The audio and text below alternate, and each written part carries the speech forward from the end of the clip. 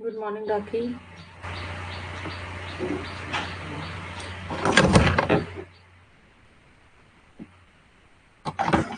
Light की वजह से इतनी प्रॉब्लम हो रही थी ना, मुझे लग रहा था कि आज भी क्लास नहीं ले पाऊंगी मैं। I am very very happy.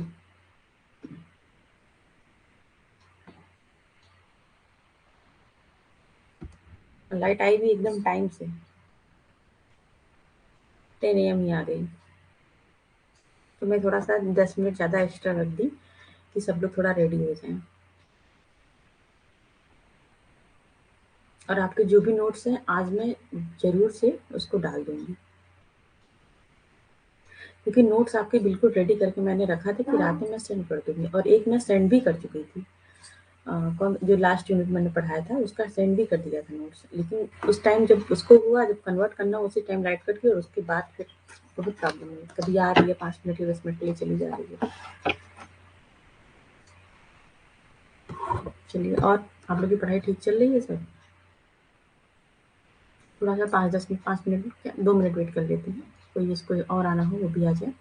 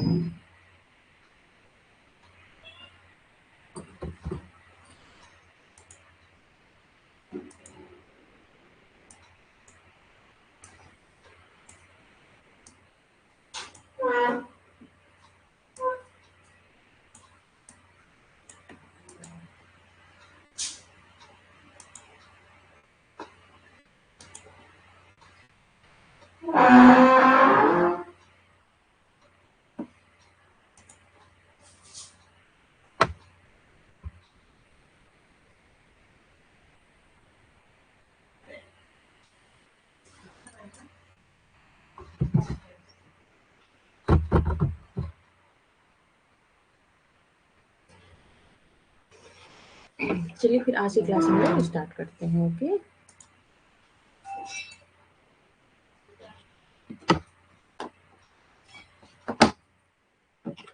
ये फिलर फॉर्म का क्या है, साइट है। इस पे आप लोग को सारी नोटिफिकेशन वगैरह, इससे फिलर फॉर्म से रिलेटेड कोई भी आपका क्वेरीज है आप इसमें आके पूछ सकते हैं और अपनी क्वेरी सॉल्व कर सकते हैं। ओके, और फिलर फॉर्म में कोर्सेज चल रहे हैं, फर्स्ट पेपर और सेकंड पेपर दोनों के चल रहे हैं। तो आपको 6 मंथ का कोर्स ज्वाइन करना है या 12 मंथ का, और 6 मंथ का पेपर 1 और पेपर 2 दोनों का है। आप एक पेपर का भी ज्वाइन कर सकते हैं, पेपर फर्स्ट भी ज्वाइन कर सकते हैं, पेपर सेकंड भी ज्वाइन कर सकते हैं। अगर आप चाहें तो पेपर 1 और पेपर 2 दोनों साथ में भी ज्वाइन कर सकते हैं। तो ये हमारी कोर्सेज चल रहे हैं। और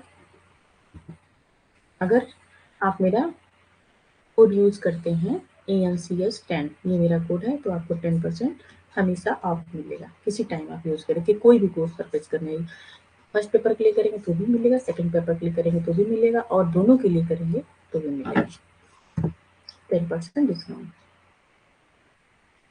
आज हम लोग बात करेंगे कि सिंक्रोनस लर्निंग। लास्ट क्लास में हम लोग बात किए थे online learning and offline learning के बारे में बात किए थे। ऑनलाइन लर्निंग क्या हो गई, जो लर्निंग हम ऑनलाइन तरीके से कर रहे हैं, जैसे अभी हो रही है। ऑफलाइन क्या हुआ, जो ट्रेडिशनल क्लासरूम होता है पहले के समय में जैसे होता था, और आज भी क्लासरूम में जब स्कूल में जो लर्निंग होती है, मतलब टीचर स्टूडेंट आमने सामने होते हैं, वो लर्निंग होती है ऑनलाइन लर्निंग। क्या क्या चीज़ें हम लोग पढ़ लिए थे, हाँ, ऑनलाइन ऑफलाइन। अब आपको पढ़ना है synchronous, asynchronous, blender learning and mobile learning. आज हम ये पूरा यूनिट खत्म कर लेंगे। आज हम लोग पार्ट डी खत्म करेंगे। ओके, ज़्यादा से ज़्यादा कोशिश करेंगे कि हो जाएगा सब। और जो चीज़ नहीं बच जाएगा वो शाम को 6 पीएम वाली जो 6 पीएम वाली जो क्लास है उसमें हम लोग कंप्लीट कर लेंगे। जो 6 पीएम की क्लास है वो क्या है, वो रेगुलर क्लास है, वो डेली 6 पीएम आपकी क्लास एजुकेशन की होगी ही। ओके। और जो 10 एम क्लास होती है वो कब होती है, वो हमारी एक्स्ट्रा क्लास है, वो हम कभी कभी लेते हैं एक्स्ट्रा पढ़ने के लिए, एक्स्ट्रा क्लास, ताकि सिलेबस हमारा कंप्लीट हो जाए।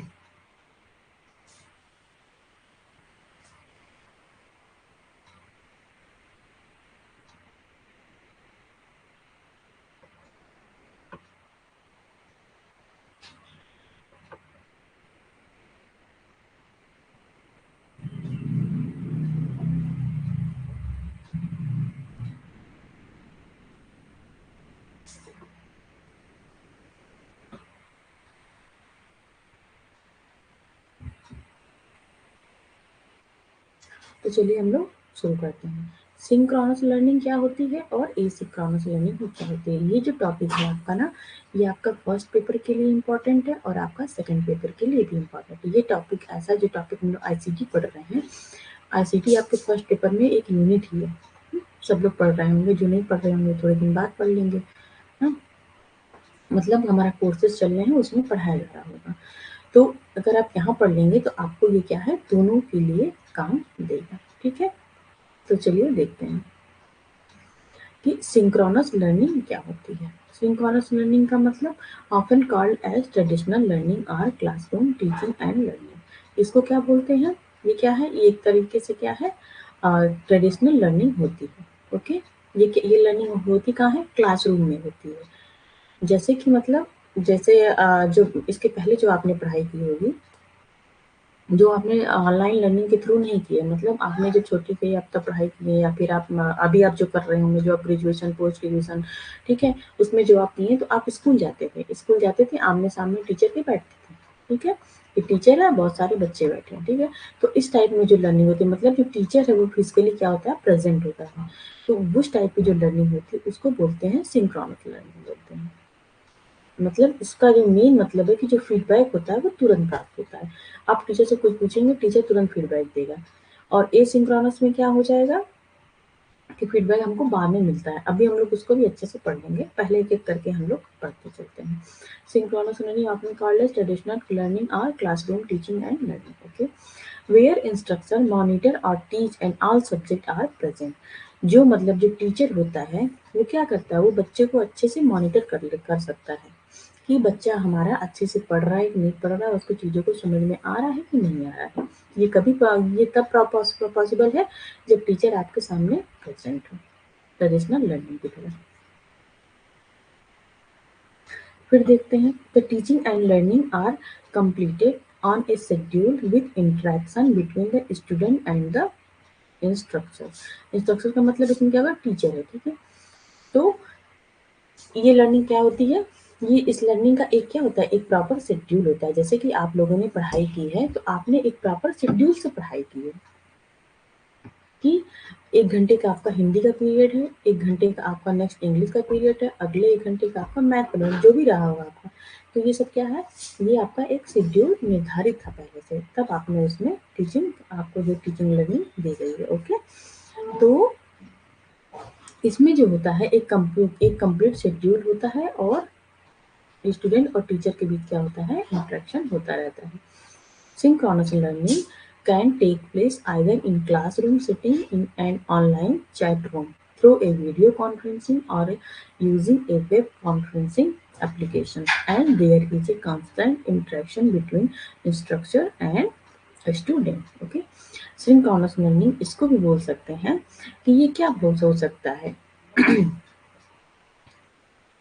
ये ऑनलाइन भी हो सकता है। ऑनलाइन कब हो जाएगा? ऑनलाइन तब होगा कि मतलब कि जो लोग, मतलब समझ लीजिए कि अभी मैं आपको पढ़ा रही हूँ। हाँ, हिंदी में भी दिखा रहा है राखी, हिंदी में भी ले आए हैं। 1 मिनट में पढ़ा लो, फिर हिंदी में भी बता दूँगी आपको। तो इसका मतलब है कि जो ऑनलाइन सेटिंग हो रही है, जो ऑनलाइन हम लोग बैठ रहे हैं, तो आमने-सामने बैठ रहे हैं। मतलब जैसे आप बैठे और हम बैठे। अब अभी जितने लोग ऑनलाइन हैं, उनके थ्रू जो लर्निंग हो रही है, तो वो क्या है, सिंक्रोनस है। मतलब आप अगर कोई क्वेश्चन पूछ रहे हैं तो मैं तुरंत फीडबैक दे रही हूँ। जैसे कि राखी अभी बोली कि हिंदी में दिखाइए, तो मैंने तुरंत फीडबैक दिया कि हाँ आगे नेक्स्ट स्लाइड जो है वो हिंदी की है, अभी मैं हिंदी में भी उसको स्लाइड दिखा के अच्छे से बता दूंगी। ठीक है, तो ये क्या हुआ, ये तुरंत फीडबैक हो रहा है, मतलब हम आप लोग के ऊपर केयर कर पा रहे हैं, आपको फीडबैक दे पा रहे हैं। तो ये भी सिंक्रोनस में आएगा। और अगर जो बच्चे अभी बाद में देखेंगे, जो बच्चे अभी क्लास में नहीं मौजूद हैं, वो बाद में देखेंगे ये वीडियो, तो बाद में देखेंगे तो उनका क्या है, वो मुझे फीडबैक नहीं भेज पाएंगे। भेजेंगे भी तो हम थोड़ी देर बाद, जब हम खाली होंगे तब हम उसको रिप्लाई कर पाएंगे, जब हम देखेंगे। तो वो कौन सी लर्निंग हो जाएगी, एसिंक्रोनस।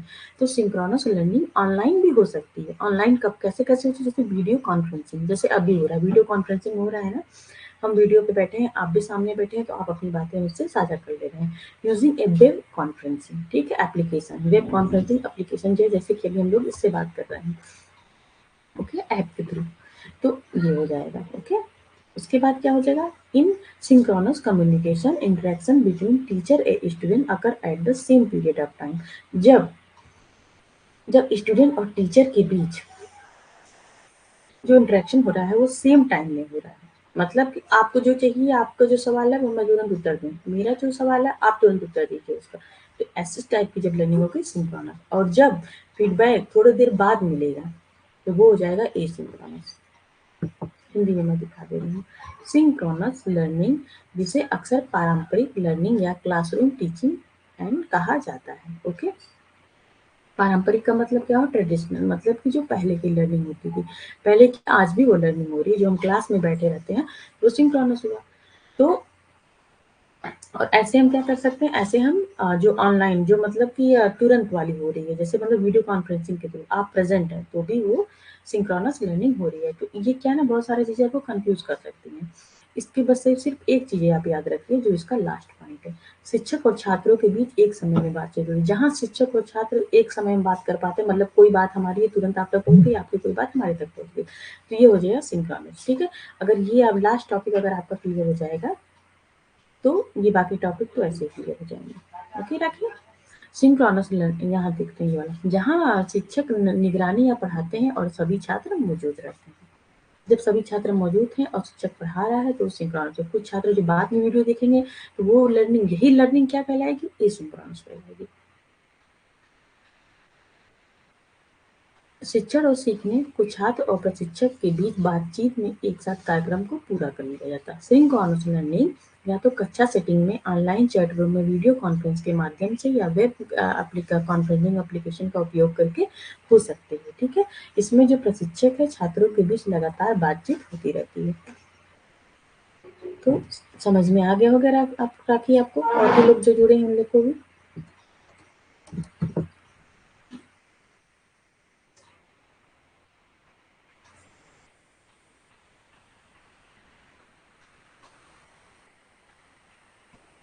अब हम लोग देखते हैं एसिंक्रोनस। तो हम लोग सिंक्रोनस और एसिंक्रोनस दोनों साथ में लेके पढ़ लिए हैं, लेकिन फिर भी हम एसिंक्रोनस देख लेते हैं। ओके, एसिंक्रोनस मतलब, ठीक है, तो ऐसी लर्निंग जो क्या होती है, जो रियल टाइम नहीं होती है, मतलब तुरंत नहीं हो रही है।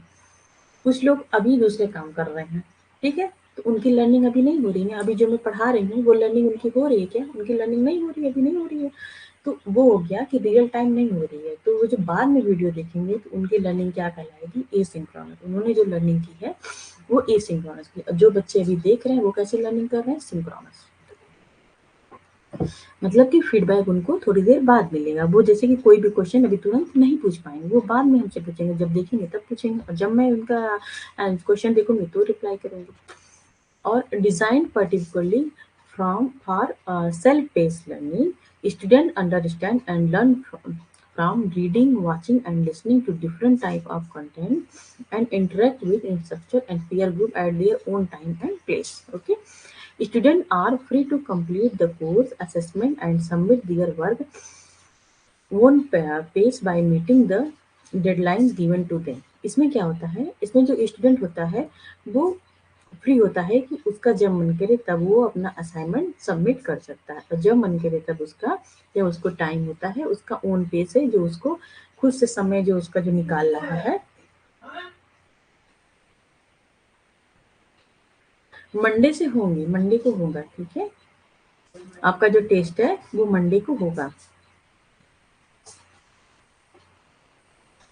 तो इसमें ये होता है कि स्टूडेंट जो होता है वो अपने हिसाब से अपनी अपनी लर्निंग करता है, उसको जब टाइम मिलता है, उसका जो फ्री टाइम होता है उसमें वो चीज़ करता है, और अगर कोई असाइनमेंट दिया जाता है तो अपने हिसाब से वो उसको सबमिट करता है। उसमें जो डेडलाइन देती है मतलब ठीक है 10 तक आप असाइनमेंट सबमिट करना है, तो ज़रूरी नहीं है कि 1 से 10 के बीच सबमिट करना है, तो ज़रूरी नहीं है कि वो एक को ही सबमिट कर दे। उसका टाइम जब मिलेगा 2 तारीख को, 3 तारीख को, 4 तारीख को, 5 जब भी टाइम मिलेगा तो वो करेगा। मतलब क्या है इसमें जो लर्नर होता है पूरी तरह से फ्री होता है लर्निंग करने के लिए। अब देखते हैं एसिंक्रोनस हिंदी में। एसिंक्रोनस लर्निंग रियल टाइम नहीं होती, मतलब कि उसी टाइम नहीं होती, जिस टाइम टीचर पढ़ा रहा है उसी टाइम ये लर्निंग नहीं होती है। बच्चे अपने फ्री हैं, बच्चों का जब मन करेगा तब क्लास में आके अपना देख लेंगे, जिसे विशेष रूप से सेल्फ स्पेस लर्निंग के लिए डिज़ाइन किया गया है। मतलब सेल्फ स्पेस मतलब कि जब वो खुद को फ्री है, खुद को फ्री महसूस कर रहा है, जब उसका मन हो करने का, लर्नर का, तब वो आके लर्निंग कर लेगा। छात्र विभिन्न प्रकार की सामग्री को पढ़ने, देखने और सुनने से समझते हैं और सीखते हैं, और अपने समय और गति के प्रशिक्षक और साथियों के समूह के साथ बातचीत करते हैं। छात्र पाठ्यक्रम पूरा करने, मूल्यांकन करने और उन्हें दी गई समय सीमा को पूरा करके अपनी गति के अपने कार्यों को जमा करने के लिए स्वतंत्र है। इसमें छात्र क्या है पूरी तरह से स्वतंत्र होता है, उसका जब मन करता है तब असाइनमेंट जमा कर लेता है, लेकिन हाँ एक निर्धारित जो टाइम है उसके अंदर ही जमा करना है। ओके, जैसे मान लीजिए कोई असाइनमेंट दिए हम आपको कि इस असाइनमेंट को आप 10 मई तक जमा कर दीजिए, तो 10 मई के अंदर जमा करना मतलब निर्धारित सीमा के अंदर जमा करना है, लेकिन कोई डेट कोई टाइम फिक्स नहीं होता है कि इसी समय जमा करना है।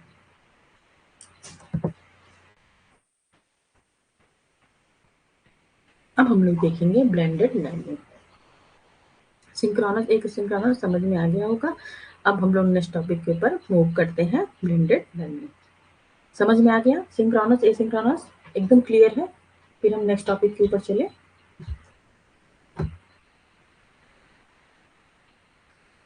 एक बार मुझे बता दीजिएगा जो मैंने टॉपिक पढ़ाया वो अच्छे से क्लियर हो गया कि एक बार फिर बताऊं।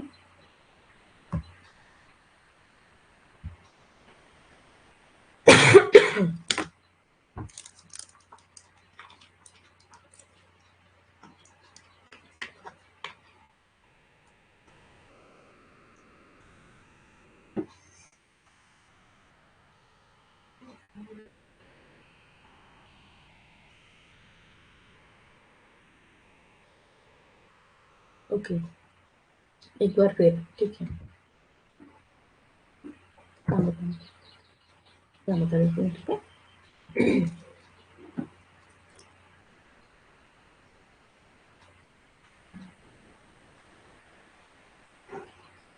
ये आपका सिंक्रोनस है, ये आपका क्या है एसिंक्रोनस है, ठीक है। सिंक्रोनस का मतलब हो गया जो अभी लर्निंग हो रही है, रियल टाइम जो अभी लर्निंग हो रही है, जैसे कि अभी आप लोग कर रहे हैं, ठीक है, प्रेजेंट लर्निंग, ठीक है। और एसिंक्रोनस को आप मान सकते हैं ये पास्ट लर्निंग हो जाएगी, मतलब बाद में हो जाएगी। अभी ये वीडियो अगर खत्म हो जा रहा है 1 घंटे का हम लोग क्लास चला रहे हैं, ठीक है, तो अभी क्या है, अभी ये चीजें प्रेजेंट में हो रही हैं। जो प्रेजेंट में हो रही है, जो लोग प्रेजेंट में लर्निंग कर रहे हैं, वो लर्निंग क्या कहलाएगी, सिंक्रोनस लर्निंग। 1 घंटे बाद ये वीडियो क्या हो जाएगा, ऑफलाइन हो जाएगा।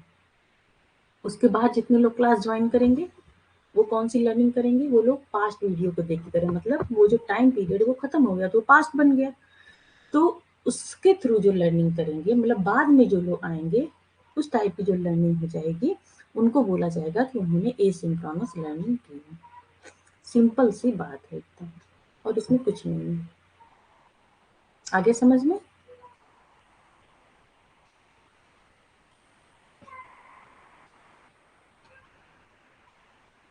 सिंक्रोनस एंड एसिंक्रोनस ये दोनों ही बहुत ज़्यादा इंपॉर्टेंट है, फर्स्ट पेपर और सेकंड पेपर दोनों के लिए। ये टर्म हमेशा पूछे जाते हैं, इसलिए आप लोग ध्यान रखिएगा। जैसे कि मान लीजिए आपसे इस तरह के क्वेश्चन आ सकते हैं। ठीक है, एक क्वेश्चन भी समझ लीजिए कि आ गया। अगर आपसे क्वेश्चन में जैसे डायरेक्ट आपसे डिफिनेशन नहीं पूछा जाएगा, ये आपके कॉन्सेप्ट बेस्ड के क्वेश्चन है, कॉन्सेप्ट पूछा जाएगा। ठीक है, आपसे ये क्वेश्चन पूछ लिया गया है कि राम नाम का लड़का है, ठीक है, मतलब ऐसे मैं बना के बता रही हूँ कि आप लोग को क्लियर हो जाए थोड़ा, कि एक राम नाम का लड़का है जो क्लास में प्रेजेंट था, ठीक है, प्रेजेंट था और उसने अपनी लर्निंग किया। तो ये वो उसने कौन सी लर्निंग किया, बताइए क्या आंसर होगा उसमें। क्लास में प्रेजेंट था और फिर उसने लर्निंग किया, तो ये हो जाएगा सिंक्रोनस, मतलब कि वो क्लास में प्रेजेंट था। ओके और ये क्वेश्चन पूछा जाए कि किसी भी नाम का लड़का, श्याम नाम का जो लड़का है वो क्लास में प्रेजेंट नहीं था, ठीक है, उसने नोट्स लिए किसी के तो लर्निंग की, या फिर वीडियो वगैरह देखे तो लर्निंग की, जैसे भी की, मतलब वो क्लास में प्रेजेंट नहीं था, फिर भी उसने बाद में लर्निंग की, सीखा उसने उस टॉपिक को, तो वो कौन सी लर्निंग हो गई, ए सिंक्रोनस लर्निंग हो गई। सिंपल सी बात है, अगर बच्चा प्रेजेंट है क्लास में, वो टीचर के सामने बैठा हुआ है, ठीक है, तो वो उसकी लर्निंग को सिंक्रोनस करेंगे। जब बच्चा क्लास में प्रेजेंट नहीं है, उसके बाद थोड़ी देर बाद वो लर्निंग हुआ, मतलब थोड़ी देर बाद कैसे हो गया, हो सकता है आपने क्लास का नोट्स लेके पढ़ लिया हो क्लासमेट का, तो उसको समझ में आ गया कॉन्सेप्ट, वो अपने क्लास में, और अब जैसे वीडियो वगैरह, जैसे अभी जो चल रहा है वीडियो वगैरह देख लिए बाद में, तो वो लर्निंग जो होती है एसिंक्रोनस होती है। जब लर्निंग प्रेजेंट में है तो तुरंत आमने सामने हो रही है, वो लर्निंग सिंक्रोनस। जो लर्निंग बाद में होगी वीडियो वगैरह देख के, मतलब कि वो चीज खत्म हो गई, जब क्लास खत्म हो गया तब लर्निंग होगी, तो वो हो जाएगा एसिंक्रोनस। इसका बहुत अच्छा उदाहरण है, लाइव क्लासेस जो होती हैं वो सिंक्रोनस लर्निंग होती हैं, और रिकॉर्डेड क्लासेस जो होती हैं वो क्या होती हैं, एसिंक्रोनस रिकॉर्डेड क्लासेस। ओके, अब हम लोग ध्यान देते हैं कि ब्लेंडेड लर्निंग क्या होता है। What is the blended learning? Blended learning is a term which means instruction and learning experience are provided through some combination of both face-to-face and technology mediated learning input. Blended का मतलब क्या होता है? Blend मतलब क्या होता है? कोई चीज किसी चीज में जोड़ देना। सिंपल सा वर्ड में सुनिए, ब्लेंडेड, ठीक है। इसको क्या बोलते हैं? इसको फिक्स्ड नहीं, मिक्स्ड लर्निंग बोलते हैं, मिक्स्ड लर्निंग बोलते हैं, इसको फ्लिप्ड लर्निंग भी बोलते हैं, ठीक है, इसको हाइब्रिड लर्निंग भी बोलते हैं, बहुत सारे इसके नाम हैं। मैंने अपना डिजर्टेशन ब्लेंडेड लर्निंग पे ही किया है, तो इस वजह से मुझे ये थोड़ा अच्छे से पता है। ब्लेंडेड लर्निंग मेरा डिजर्टेशन का टॉपिक ही था, ब्लेंडेड लर्निंग। तो अभी हम लोग देखते हैं, सिंपल से वे में देखते हैं। ब्लेंडेड मतलब कि कोई चीज प्रेजेंट है, ठीक है, कुछ है, पर आप उसमें क्या है, कुछ एक्स्ट्रा जोड़ दे रहे हैं, तो वो हो जाएगा ब्लेंडेड हो जाएगा। ओके, तो क्या है, इसका मतलब हो गया कि blended learning is a term क्या है, instruction learning experience are provide through some combination of face to face.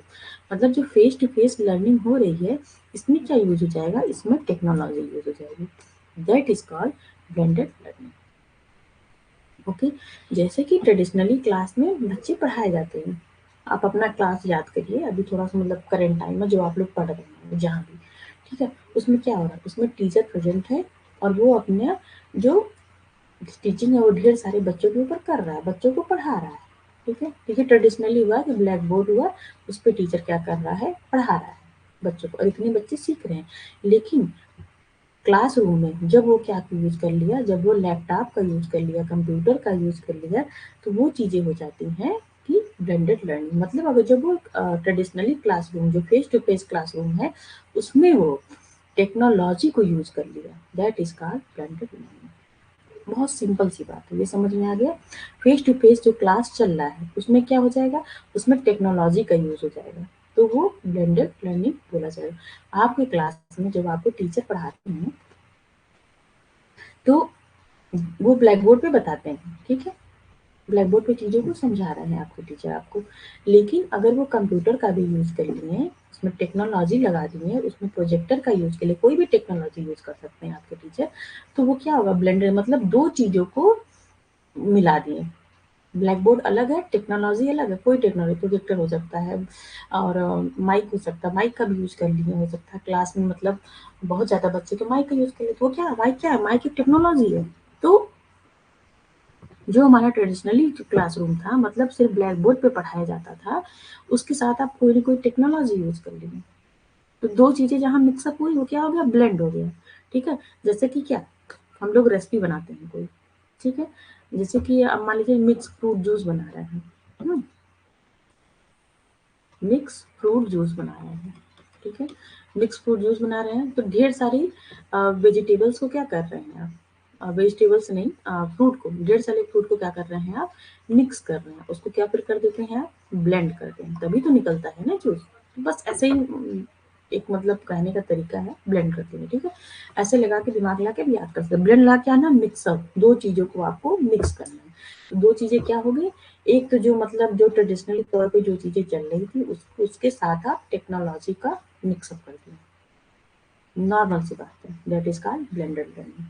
Okay, ये समझ में आ गया टॉपिक, छोटे छोटे टॉपिक हैं, इनसे क्वेश्चन आ सकते हैं, blended learning, mixed learning, asynchronous, synchronous, ठीक है, ऑफलाइन, ऑनलाइन, मोबाइल लर्निंग, तो छोटे छोटे टॉपिक का आपको क्या है, आपको सिर्फ कॉन्सेप्ट क्लियर करना चाहिए, आपसे कभी नहीं पूछेगा what is the blended learning, definition क्या, लेकिन आपको कॉन्सेप्ट समझना चाहिए कि ब्लेंडेड लर्निंग होता क्या है, ठीक है। इस तरह क्वेश्चन बन सकता है कि एक टीचर है, वो अपने क्लास में ट्रेडिशनली पढ़ा रहा था, लेकिन फिर वो अपने क्लास में टेक्नोलॉजी का यूज करना शुरू कर दिया, तो उसका क्लासरूम क्या कहलाएगा, कैसा लर्निंग हो रही है वहाँ पे, तो पता हुआ ना कि ट्रेडिशनली तौर पे पढ़ा रहा था, उसके साथ वो क्या किया, टेक्नोलॉजी का यूज कर लिया, तो क्या हो गया वहाँ पे, ब्लेंडेड लर्निंग हो गया, तो आपको बताना पड़ेगा कि ब्लेंडेड लर्निंग हो गया। समझ में आ गया ब्लेंडेड लर्निंग।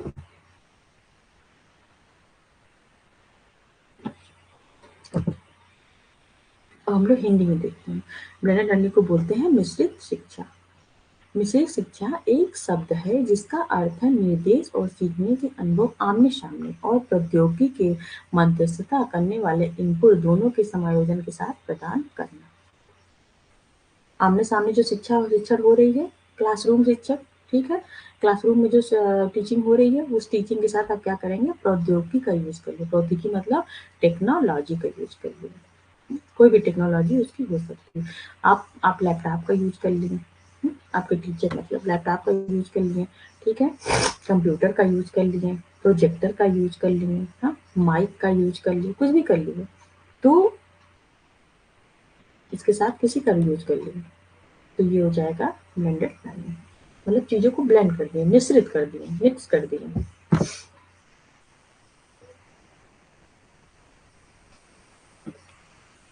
अब हम लोग देखते हैं मोबाइल लर्निंग, जो कि बहुत ईजी है। मोबाइल लर्निंग मतलब जो लर्निंग अभी आप कर रहे हैं, आप मोबाइल से मेरी वीडियो देख रहे होंगे, ज़्यादा लोग मोबाइल से ही देख रहे होंगे, कुछ लोग लैपटॉप से भी देख रहे होंगे, पीसी से देख रहे होंगे, जो भी देख रहे हो, लेकिन जो लोग अगर मोबाइल से देख रहे हैं तो वो लर्निंग होगी एम लर्निंग, मोबाइल हो गई, ठीक है।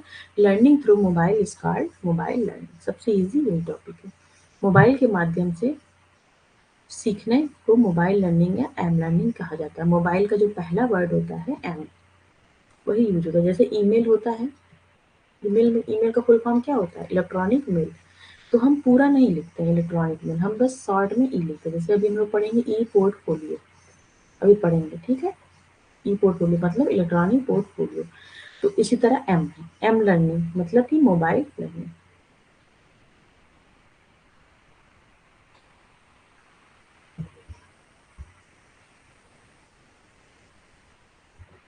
Learning through mobile is called mobile learning और M learning. Mobile learning is an emerging field that requires more research and development if the potential of mobile learning to education and training is to be realized. ठीक है, चलिए हिंदी में एक बार देख लेते हैं, फिर मैं अच्छे समझा देती हूँ। मोबाइल लर्निंग क्या है, एक उभरता हुआ क्षेत्र है, मतलब आजकल जितनी भी लर्निंग, ज़्यादातर क्या हो गया, ऑनलाइन लर्निंग बहुत तेज़ी से उभर रही है। हाँ, अब आजकल जितने भी मतलब कॉम्पिटिटिव एग्जाम की क्वेश्चन तैयारी कराई जा रही है, ज़्यादातर होता है बच्चे क्या है, ऑनलाइन कर रहे हैं, ठीक है, क्योंकि कुछ ना कुछ वो ऑफलाइन पढ़ते रह रहे हैं और साइड में ऑनलाइन कोचिंग भी ज्वाइन कर ले रहे हैं और अपनी तैयारी कर रहे हैं। जैसे आप लोगों में बहुत सारे लोग हैं जो स्कूल जाते हैं, ठीक है, लेकिन यहाँ पर भी बात की, मतलब यहाँ पर भी पढ़ाई कर रहे हैं, तो यहाँ पर क्या कर रहे हैं, मोबाइल के थ्रू लर्निंग कर रहे हैं, ई लर्निंग कर रहे हैं। मोबाइल लर्निंग को उभरता हुआ क्षेत्र है जिसमें शिक्षा और प्रशिक्षण के लिए मोबाइल सीखने की क्षमता का एहसास कराने के लिए कराने के लिए और अधिक शोध और विकास की आवश्यकता होती है।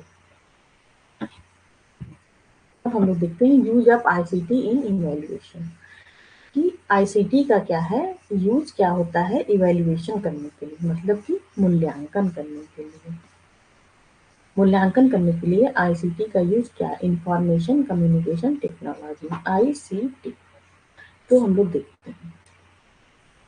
The use of ICT can help teachers by storing and recording information about how students are developing understanding and new material. जो आईसीटी का यूज होता है उसके माध्यम से टीचर क्या करता है, बच्चे का जो परफॉर्मेंस है उसको रिकॉर्ड कर सकता है, उससे इंफॉर्मेशन ले सकता है और उसको स्टोर कर सकता है कि जो हमारा स्टूडेंट है वो चीज़ों को कैसे अंडरस्टैंड कर रहा है और न्यू मटेरियल को कैसे वो समझ रहा है, उसको डेवलप कर रहा है। जैसे कि इसका एग्जाम्पल समझिए कि अभी जो आपका मंडे से जो टेस्ट स्टार्ट होगा, मंडे को जो आपका टेस्ट रहेगा और आपको 23rd को स्कॉलरशिप का भी टेस्ट है आपका, चाहे तो वो भी टेस्ट दे सकते हैं। अगर आपको स्कॉलरशिप टेस्ट में अच्छे नंबर आ गए, 1 2 3 पोजीशन आ गई, तो आपका जो कोर्स है वो आपका क्या हो जाएगा, उसमें आपका 90% ऑफ हो जाएगा, ठीक है। तो उसमें हम बताते हैं कि इसका मतलब आईसीटी का यूज़ करके टीचर क्या करता है, अपने बच्चों का जो मूल्यांकन करता है कि उसको चीज़ें समझ में आ रही कि नहीं समझ में आ रही। जैसे कि हम आपका जो टेस्ट ले रहे हैं उसमें आईसीटी का यूज़ होगा। हम एक टेस्ट बनाए, आईसीटी के थ्रू ही बनाए, टेक्नोलॉजी का यूज़ किया, आपको दे दिया, आपने टेस्ट को फिल किया और आपने सबमिट कर दिया। तो उसके बाद हम क्या करेंगे, उसके बाद हम देखेंगे कि आपके कितने मार्क्स आए, कितने नहीं आए। तो ये सब क्या, ये सब कंप्यूटर बेस्ड है, कोई ना कोई एप्लीकेशन है, कोई ना कोई सॉफ्टवेयर है जिसके थ्रू हमको जानकारी चल जा रही है। तो हम क्या कर रहे हैं, आपका इवैल्यूएशन कर रहे हैं, दैट इज कॉल्ड आईसीटी, ठीक है। आईसीटी के थ्रू कर रहे हैं आपका इवैल्यूएशन। सब क्या है, सब आपका इलेक्ट्रॉनिक है, सब आपका टेक्नोलॉजी का यूज हो रहा है, सॉफ्टवेयर ऐप सारे यूज हो रहे हैं उसमें। उसके थ्रू हम इवैल्यूएशन कर सकते हैं, मतलब वो सीधे मेरे पास क्या आएगी, एक लिस्ट आ जाएगी कि कितना बच्चा कितना नंबर पाया, ठीक है। पूजा कितना नंबर पाए हैं, ठीक है। बहुत सारे लोग हैं इसमें, राखी कितना नंबर पाए, सोनी कितना पाए, सूरज पाए, दिनेश पाए, ठीक है, शिल्पी पाई, सना पाई, कितने लोग नंबर कितना पाए, ये सब चीज़ों की एक लिस्ट आ जाएगी और मुझे सबका पता चल जाएगा। और तो इससे मैं जानकारी रख सकती हूँ कि जो मेरी पढ़ाई हुई चीज़ें हैं, जो हमारे मटेरियल दिया हुआ है, वो बच्चों को कितना समझ में आ रहा है और कितना समझ में नहीं आ रहा है। हम उनकी परफॉर्मेंस को क्या कर सकते हैं, रिकॉर्ड कर सकते हैं। Feedback from the computer during the use of test material improve student performance in later use the same of test material। मतलब कि बच्चों से फीडबैक भी ले सकते हैं, ठीक है, टेस्ट भी करा सकते हैं, बहुत सारी चीज़ें करा सकते हैं जो भी मैंने आपको एग्जाम्पल में समझा दिया है। Computer based concept mapping with automate scoring can be used for summative assessment of criteria end of critical and creative thinking about complex relationship. इसका मतलब ये हो गया कि इसका उपयोग हम क्यों करते हैं, समेटिव असेसमेंट के लिए भी कर सकते हैं। हम बच्चों का क्या है, एक क्रिटिकल थिंकिंग भी कर सकते हैं, उनके इवेल्युएशन को देख के क्या चीज़ें हो रही है क्या नहीं हो रही, उनके अगर क्रिएटिविटी डेवलप हो रही है कि नहीं हो रही है। हम बच्चों को क्या करता है, मैपिंग कर सकते हैं, उनका स्कोरिंग के बारे में जान सकते हैं कि कहाँ क्या गलती हो रही है। आईसीटी का उपयोग छात्रों को नई सामग्री की समझ विकसित करने के तरीके के बारे में जानकारी संग्रहित करने और रिकॉर्ड करने में शिक्षकों की मदद करता है। इसके द्वारा शिक्षक समझ सकता है कि बच्चे को क्या है, क्या-क्या जानकारी समझ में आ रही है, क्या-क्या नहीं आ रही है। ये शिक्षक को बहुत ज़्यादा मदद करता है इसमें। प्रशिक्षण सामग्री के उपयोग के दौरान कंप्यूटर की प्रतिक्रिया उसी शिक्षण सामग्री के बाद उपयोग करने में सुधार, मतलब कि इसके द्वारा क्या होता है कि छात्रों के प्रदर्शन में सुधार हो सकता है। क्योंकि जब मूल्यांकन करेंगे तो ही तो पता चलेगा कि कहाँ गलती है, कहाँ नहीं गलती है। अगर हम किसी बच्चे में लग रहा है कि उसको ये यूनिट समझ में नहीं आई, तो वो क्या है, उसको रेमेडियल क्लासेस देना पड़ेगा और उसका क्या है, उसका प्रदर्शन को सुधारना पड़ेगा ताकि आपका नेट जो है बच्चे से निकल जाए। जटिल संबंधों के बारे में महत्वपूर्ण और रचनात्मक सोच के योगात्मक मूल्यांकन के लिए स्वचालित स्कोरिंग के साथ कंप्यूटर आधारित अवधारणा मानचित्रण का उपयोग किया जाता है। आईसीटी टूल्स हेल्प, आईसीटी का जो टूल्स है वो किसमें हेल्प करता है, क्रिटिकल एनालाइजिंग इंफॉर्मेशन, चीज़ों को एनालाइज करने में, क्रिटिकली तरीके से एनालाइज करने में हमको क्या होता है, मदद करता है, ठीक है। जैसे कि हमें एक जब हम इवेल्युएशन मतलब करेंगे तो हमें सब बच्चे का एक डेटा मिल जाएगा कि कौन बच्चा कितना पाया, ठीक है। तो सारे बच्चों का एक साथ जब डेटा मिल जाएगा तो हम क्रिटिकली उसको एग्जामिन कर सकते हैं कि किसको कहाँ दिक्कत आ रही है, किस क्वेश्चंस में दिक्कत आ रही है, तो उसको क्रिटिकली एग्जामिन कर सकते हैं। मैनेज इन्फॉर्मेशन, आईसीटी के थ्रू क्या होता है, इन्फॉर्मेशन को भी मैनेज किया। जैसे कि अभी मैं क्लास मुझे लगा कि 10 AM वाली क्लास मैं नहीं ले पाऊँगी। तो मैंने क्या किया, मैंने आपको इन्फॉर्मेशन दे दिया कि मैं 10 AM की क्लास लाइट नहीं है, लग रहा है नहीं ले पाऊँगी। लेकिन 10 AM पर ही लाइट आ गई, तो मैंने आपको इन्फॉर्मेशन कर दिया कि 10 मिनट में नेक्स्ट 10 मिनट में क्लास शुरू हो जाएगी। ठीक है? तो ये क्या है, इन्फॉर्मेशन को क्या कर रहा है, मैनेज भी हो जाता है आईसीटी के थ्रू। आईसीटी का मतलब सिर्फ आप सीख लीजिए टेक्नोलॉजी, जो आप टेक्नोलॉजी यूज़ करें, कंप्यूटर, लैपटॉप, ये सब क्या है, इन्फॉर्मेशन कम्युनिकेशन टेक्नोलॉजी ही है। Search up to 10 database and electronic resources। इसमें क्या होता है कि बहुत सारे रिसोर्सेज को हम खोज सकते हैं, उसको देख सकते हैं, उसका डेटा को निकाल सकते हैं। Receive result in A common format, जो हमारा रिजल्ट है एक कॉमन फॉर्मेट में आ सकता है, जैसे कि यहाँ पे सबका रिजल्ट एक साथ आ जाएगा, कौन कितना किया है सबका। ऐसा नहीं है किसी एक का पर्टिकुलर का ज़्यादा दिखाएगा, किसी एक पर्टिकुलर का कम दिखाएगा, ऐसा नहीं है, सबका सामान्य रूप से दिखाएगा, कौन कितने क्वेश्चन किए, कौन क्वेश्चन किसका गलत हुआ, वो सब पता चल जाएगा।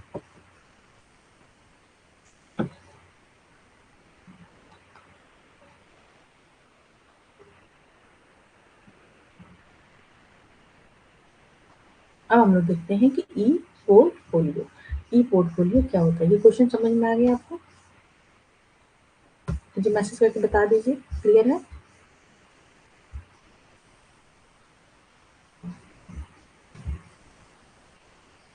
ओके। ई पोर्टफोलियो, ई पोर्टफोलियो हम देखते हैं कि ई पोर्टफोलियो क्या, अभी हम लोग जो हम लोग लास्ट यूनिट पढ़े थे उसमें पढ़े थे, पोर्टफोलियो के बारे में पढ़े थे ना 7th में।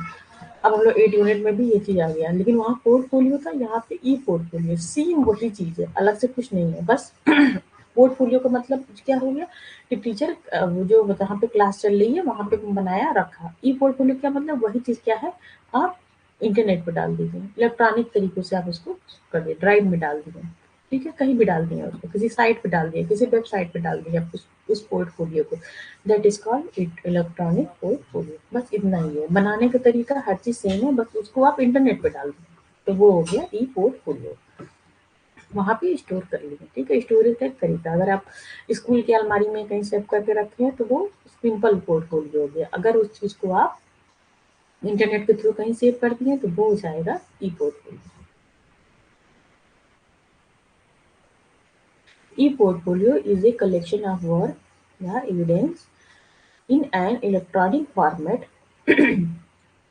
that showcase learning over time. When you think about your e-portfolio and the type of evidence that is contained, it is important to think carefully about its purpose and intent audience. उसके इसको क्या होता है, E portfolio एक electronic प्रारूप में काम करता है, ठीक है, जो समय के साथ सीखने को प्रदर्शित करता है। जब आप अपने ई पोर्टफोलियो और इसमें शामिल साक्ष्य के प्रकार के बारे में सोचते हैं, तो उसके उद्देश्य और इच्छित दर्शकों के बारे में ध्यान से सोचना महत्वपूर्ण है। ई पोर्टफोलियो का मतलब हो गया, अभी जो मैंने बता दिया, सिर्फ उतना ही उसको समझिए कि इलेक्ट्रॉनिक के रूप में इसको प्रयोग करना है, जैसे कि इंटरनेट पे उस चीज को सेव करते हैं।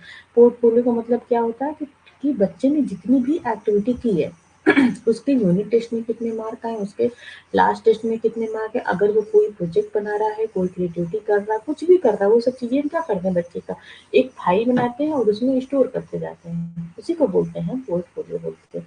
और वो फाइल अगर हम जैसे कि मतलब कि उस फाइल को हम डॉक्यूमेंट्स में बना सकते हैं, डॉक्यूमेंट्स बना के हम कहीं इंटरनेट पर सेव करते हैं, किसी साइट पे, किसी वेबसाइट पे, किसी ड्राइव, कहीं भी सेव कर दें, मतलब उसको इलेक्ट्रॉनिक तरीके से सेव कर दें, तो वो क्या कहलाएगा, ई पोर्टफोलियो। ये 3 प्रकार का होता है ई पोर्टफोलियो, इसको हम लोग देखेंगे अभी आगे।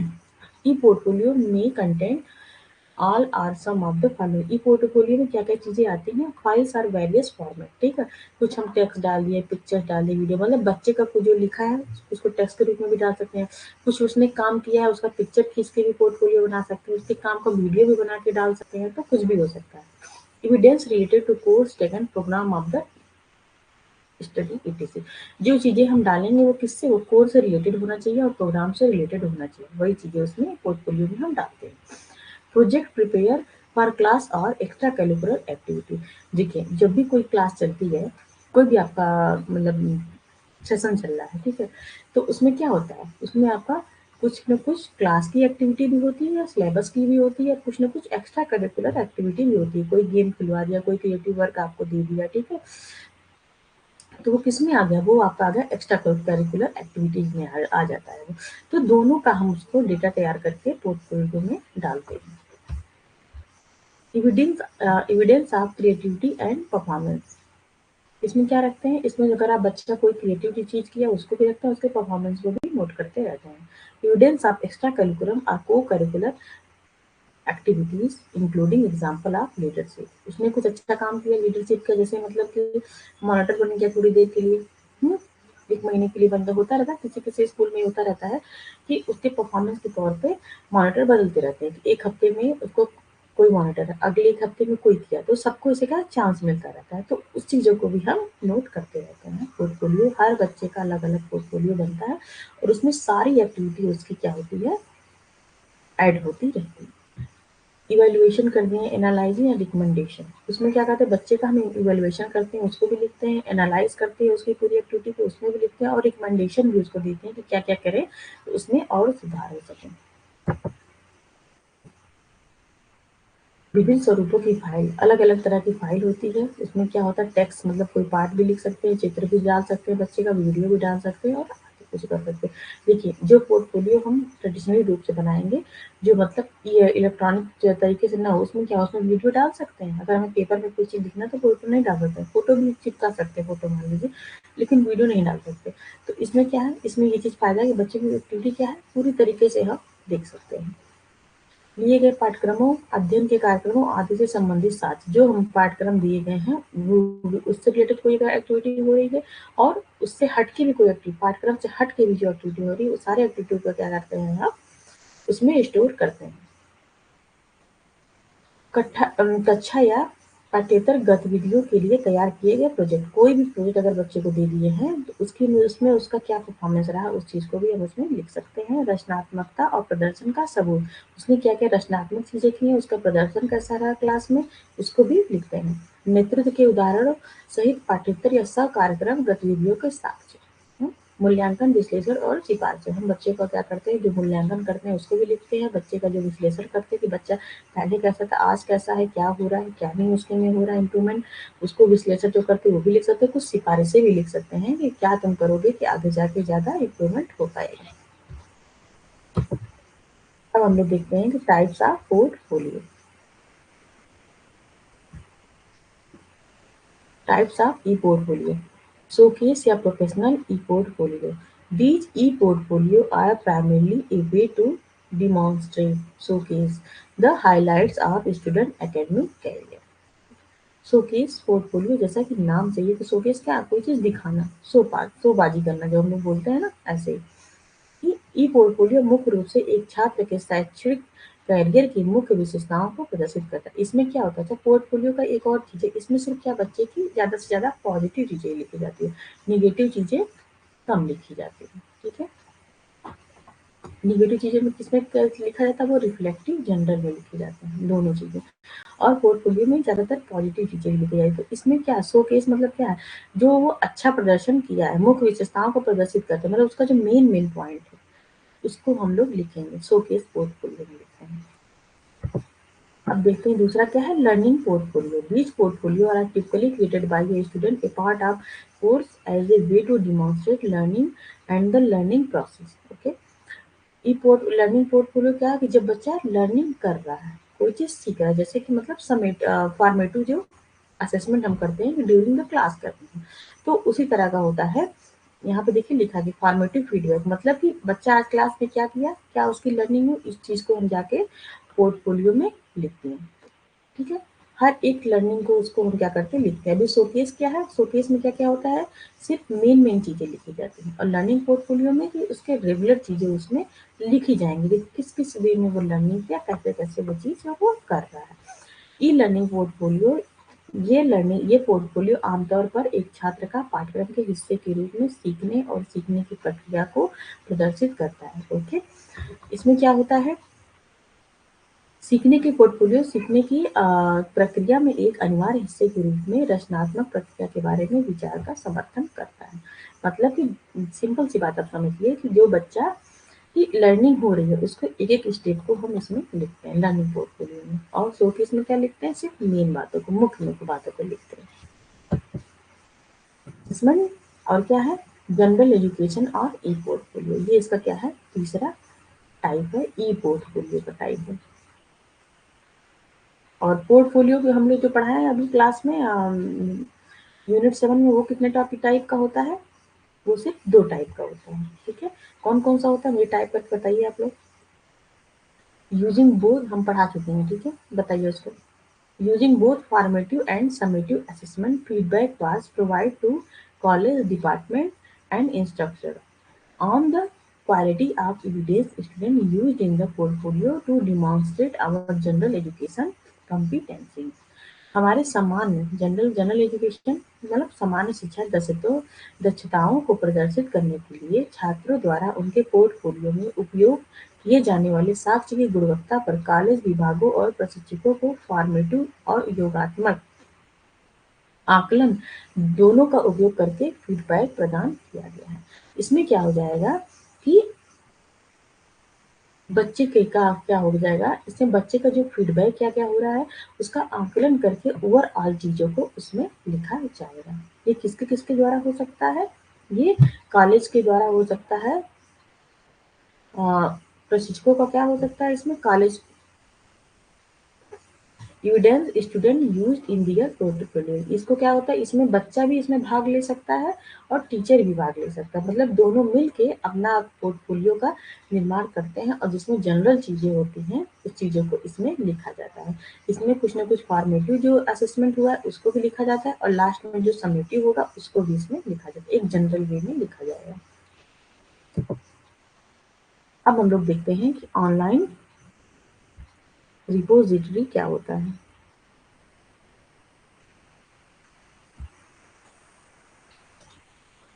ये समझ में आ गई ई पोर्टफोलियो।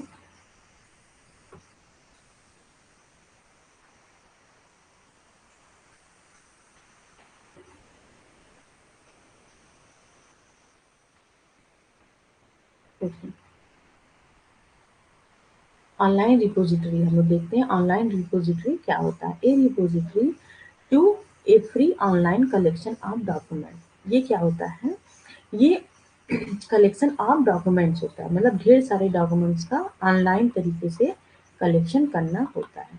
ओके अभी हम लोग पढ़ेंगे ई लाइब्रेरी तो दोनों में डिफरेंट क्या है लास्ट में पढ़ेंगे। पहले आप एक बार ऑनलाइन रिपोजिटरी पढ़ लीजिए फिर ई लाइब्रेरी पढ़ लीजिए फिर हम लास्ट में पढ़ेंगे दोनों में डिफरेंट क्या है थोड़ा सा डिफरेंट है। जैसे लाइब्रेरी की ई लाइब्रेरी जो होती है वो चीज़ों को क्या करते हैं ऑनलाइन तरीके से इकट्ठा करते हैं उसी तरह से ऑनलाइन रिपोजिटरी को भी कोई भी डॉक्यूमेंट्स हुआ कोई भी बुक हुआ कोई भी फाइल हुआ कोई भी थीसिस हुआ उस चीज़ को हम ऑनलाइन तरीके से ऑनलाइन मतलब कि ऑनलाइन डाल के उसको हम क्या करते हैं रिपोजिट करते हैं मतलब कि मतलब रिस्टोर करते हैं ऐसे नॉर्मल आप समझ सकते हैं। Repository maintain by a single university for its own student dissertation and thesis and ठीक है। रिपोजिटरी क्या होता है अगर आप किसी यूनिवर्सिटी से आप पीएचडी कर रहे हैं ठीक है मान लीजिए आप बीएचयू से पीएचडी कर रहे हैं ओके बीएचयू से आप पीएचडी कर रहे हैं तो उसका बीएचयू का अपना अलग से ऑनलाइन रिपोजिटरी होगा।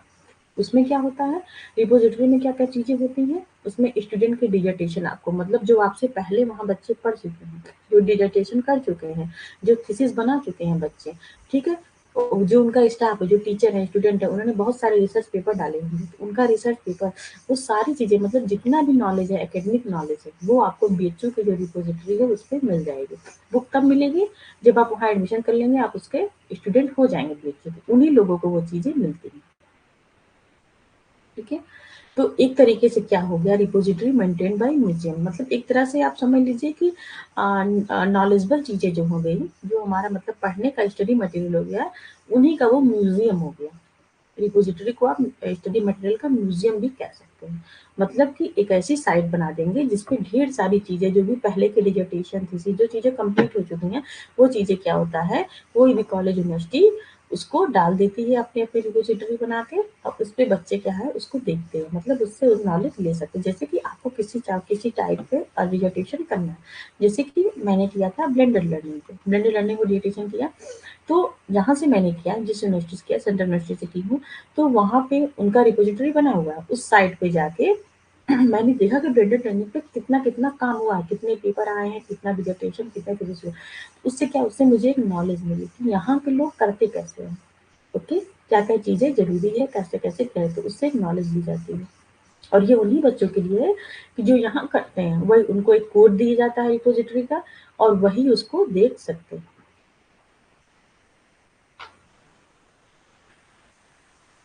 जैसे कि आप लोग भी समझ सकते हैं, आप अपने लिए ले सकते हैं कि जो चीज़ें मैं नोट्स डालती हूँ, फिल्टर फॉर्म एक तरह से रिपोजिटरी, आप समझ लीजिए कि फिल्टर फॉर्म का जो कंटेंट एरिया है वो रिपोजिटरी है, आपका ऑनलाइन रिपोजिटरी है, उसमें मैंने कंटेंट डाल दिया, तो वो कौन देख सकता है, वो सिर्फ जो पेड बच्चे हैं वही उसको देख सकते हैं।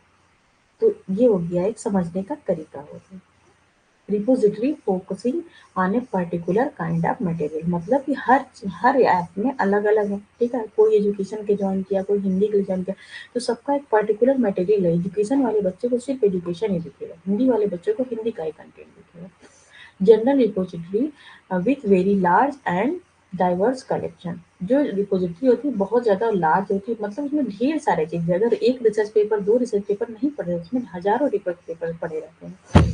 थीसिस हज़ारों की संख्या में रहती है, डिसर्टेशन हज़ारों रहते हैं, तो ये बहुत लार्ज नंबर होते हैं यूनिवर्सिटी कॉलेज वाले जो होते हैं।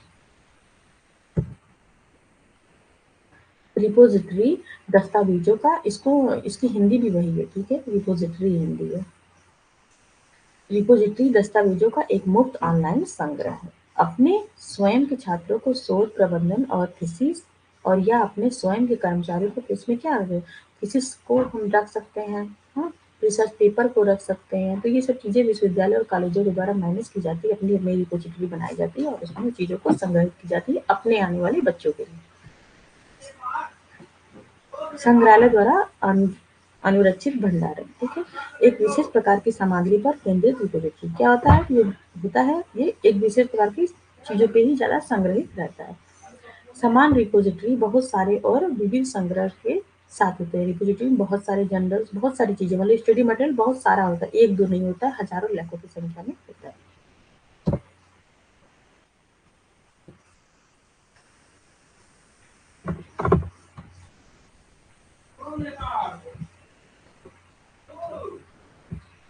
अब हम लोग देखते हैं कि डिजिटल लाइब्रेरी क्या होती है। लाइब्रेरी तो आप सबके स्कूल में होगी, ठीक है? और आप डिजिटल लाइब्रेरी को भी जानते हैं, जैसे बहुत सारी ई-लाइब्रेरी होती है। बहुत सारी गवर्नमेंट के द्वारा भी बनाई लाइब्रेरी है, जो कि बिल्कुल फ्री है। लाइब्रेरी में क्या होता है कि ढेर सारी चीज़ें होती हैं, मतलब जो आपका स्टडी मटेरियल है वो बहुत सारे फील्ड का होता है, वो वास्ट होता है, ठीक है? उसमें कुछ फॉरेन की चीज़ें होंगी, ऐसा नहीं होगा कि, और जो रिपोजिटरी होता है वो हर एक स्टूडेंट, मतलब हम हर एक विद्यालय का अलग होता है, उसी चीज़ें उसमें पढ़ते हैं, मतलब कि एक यूनिवर्सिटी रिपोजिटरी बनाई, तो सिर्फ वो अपने स्टूडेंट की थीसिस डालेगी, अपने स्टूडेंट का ही वो जर्नल्स का जो पेपर है वो डालेगी। और डिजिटल लाइब्रेरी क्या होता है, वो किसी एक पर्टिकुलर चीज़ पे नहीं होता है, ये उसका अंतर है। उसमें बहुत सारे लोग, देश-विदेश के जितने पेपर पब्लिश हुए हैं, सबके उसमें रहेंगे, इलेक्ट्रॉनिक लाइब्रेरी में, ओके? कोई भी पेपर हुआ, कोई भी थीसिस हुआ, कोई भी डिसर्टेशन हुआ, जैसे कि एक आप लोग का है थीसिस और डिसर्टेशन के लिए शोध गंगा, ठीक है? शोध गंगा हुआ, रिसर्च गेट हो गया, बहुत सारे ऐसे साइटें हैं कि जब आप लोग पीएचडी करेंगे तो पता चलेगा कि उसमें बहुत सारी आपको डिसर्टेशन, थीसिस, रिसर्च पेपर मिल जाएँगे। तो सिर्फ एक यूनिवर्सिटी के नहीं है, वो बहुत सारी यूनिवर्सिटी के प्रोफेसर ने डाले हैं, बहुत सारी यूनिवर्सिटी के बच्चों ने डाले हैं। तो उसको हम बोलेंगे ई-लाइब्रेरी, जो बहुत सारे वास्ट होगा उसका, बहुत सारे लोगों ने उसमें उसको कवर उसमें पड़ा हुआ है उस साइट पे। वो क्या होगा, डिजिटल लाइब्रेरी। जब किसी एक पर्टिकुलर यूनिवर्सिटी कॉलेज का होगा तो उसको बोलेंगे रिपोजिटरी। ये दोनों में अंतर हो गया। तो a digital library is a collection of documents such as magazine, articles, books, paper, emails, sound files and video। इसमें लाइब्रेरी में क्या-क्या हो सकता है? आर्टिकल्स हो सकते हैं, बुक हो सकते हैं, डिजिटल बुक जो ई-बुक हो गए, ई-बुक हो सकता है, ई-पेपर हो सकता है, इमेज हो सकता है, साउंड फाइल हो गया, वीडियो हो गया, कुछ भी हो सकता है लाइब्रेरी में, ई-लाइब्रेरी में, ठीक है?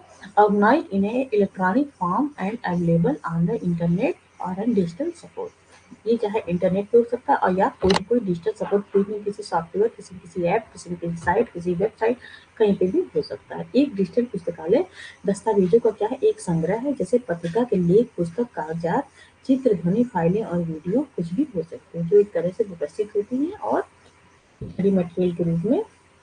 आपका ये वाला क्लास आज खत्म हो गया। अब हम लोग 6 PM की क्लास करेंगे, जिसमें हम लोग पढ़ेंगे मॉडल्स के बारे में पढ़ेंगे।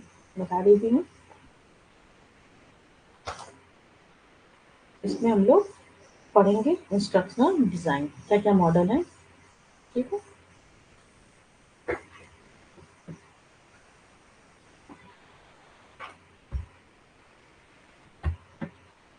तो थैंक यू फॉर ज्वाइनिंग। सब लोग 6 PM की क्लास में आइएगा।